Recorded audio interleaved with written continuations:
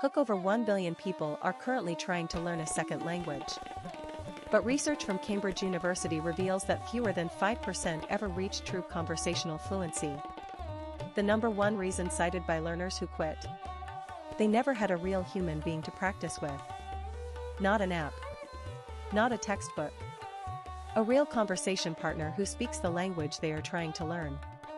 Tease in the next 10 minutes, you are going to discover exactly where to find language exchange partners online, which platforms actually work in the real world, and how to write the kind of profile message that gets responses every single time. We will also cover the one mistake that kills most language partnerships before they even begin, and most language coaches will never tell you this because it challenges the entire model they sell to you. Stay with us. Background: the concept of language exchange is not new. For centuries, travelers, diplomats, and merchants formed informal partnerships with native speakers in foreign lands. They taught each other vocabulary, corrected each other's grammar, and built genuine friendships across linguistic borders. But for most of human history, this kind of exchange required you to physically be in another country. That changed with the internet. In the late 1990s, the first online language exchange communities began to emerge. Websites like Linguistic Exchange and later My Language Exchange created simple matchmaking systems where learners could post their native language and their target language, and connect with someone on the other side of the world who needed exactly the opposite. The idea was elegant. You speak English and want to learn Japanese. Someone in Tokyo speaks Japanese and wants to learn English. You both win. By the mid-2000s, platforms like italki, Tandem, and HelloTalk transformed this concept into polished, app-based experiences with millions of users. Today, the language exchange ecosystem is enormous. HelloTalk alone reports over 25 million registered users across 150 languages. The barrier to finding a conversation partner has essentially been reduced to zero. And yet, most learners still fail to form lasting, productive partnerships. The tools are not the problem. The strategy is. Main content: let us talk about the specific platforms you should know about and what makes each one different. HelloTalk is one of the most widely used free options available. It functions similarly to a social media platform where you post content in your target language, and native speakers correct your writing in real time. The correction feature is genuinely remarkable. You write a sentence, and a native speaker can highlight individual words and suggest replacements. Beyond corrections, you can initiate one-on-one text and voice conversations. The weakness of HelloTalk is that it attracts a very high volume of users who are not serious about sustained practice. Many people browse the app casually without committing to regular sessions. Tandem takes a more structured approach. It positions itself as a dedicated conversation partner app and requires users to go through a brief verification process before their profile goes live. This reduces the number of casual browsers and increases the likelihood of finding someone genuinely committed to improvement. Tandem also offers a paid tutoring option if you want to practice with a certified teacher rather than a peer exchange partner. Italki is the most professional platform in this space. While it is primarily known as a marketplace for paid tutors, it also has a community section called Language Partners where users can arrange free conversation exchanges. The advantage of Italki is the quality of its user base. People who have created an Italki account are already invested in language learning. They take it seriously. The platform also allows you to post language exchange requests describing your goals and availability, which attracts more compatible partners. Speaky and Conversation Exchange are two smaller but highly focused platforms worth knowing about. Speaky emphasizes short text-based conversations to help beginners build confidence before jumping into voice calls. Conversation Exchange has a slightly older user base and tends to attract more serious adult learners who prefer scheduled, structured sessions over spontaneous chatting. Reddit is an underrated resource that most learners overlook. Subreddits like r/language_exchange have hundreds of thousands of members, and new posts go up every hour.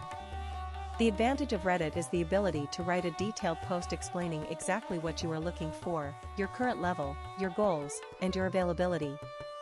Unlike app-based platforms where you swipe through profiles, Reddit allows you to write something genuine and attract partners who connect with your specific situation. But here's what nobody talks about. The platform you choose matters far less than the message you send when you first reach out to someone. Most learners send the same generic opening. Something like, "Hi, I speak English and I want to learn Spanish, want to exchange?" That message lands in an inbox alongside dozens of identical messages and gets ignored. The learners who consistently build successful partnerships write opening messages that are specific, personal, and show genuine curiosity about the other person. Reference something specific from their profile. Mention a shared interest. Ask one thoughtful question. That single habit separates the 5% who succeed from everyone else.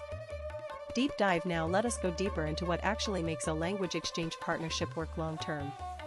Because finding a partner is only step one. Keeping the partnership alive and productive is where most people fall apart. The single biggest predictor of a successful language exchange is scheduling. Not enthusiasm. Not shared interests. Not even language level compatibility. Scheduling. Partnerships that set a recurring day and time in the first conversation have a dramatically higher survival rate than those that end with vague commitments like, "Yeah, let us do this again sometime." Treat your language exchange like a professional meeting. Put it in a calendar. Send a reminder 24 hours before. Show up prepared. What does prepared look like? Before each session, spend 10 minutes reviewing vocabulary or grammar points from your last conversation. Write down 3 to 5 topics you want to discuss or questions you want to ask. This investment signals to your partner that you respect their time, which makes them more likely to invest in yours. Another overlooked element is the structure of the session itself. The most effective language exchange sessions divide time equally and explicitly. 30 minutes in your partner's target language, 30 minutes in yours. Many partnerships collapse because one person ends up doing all the teaching while the other does all the learning. That dynamic creates resentment. Agree on the structure before you start talking and honor it strictly. Video calls outperform text exchanges for actual fluency development. Reading and writing in a second language engages a fundamentally different set of cognitive processes than speaking and listening.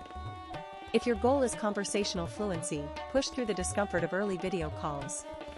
You will feel awkward. You will forget words mid-sentence. Your accent will embarrass you. Do it anyway. Every uncomfortable session is accelerating your progress in ways that text-based exchanges cannot replicate. Analysis. Here is the broader picture.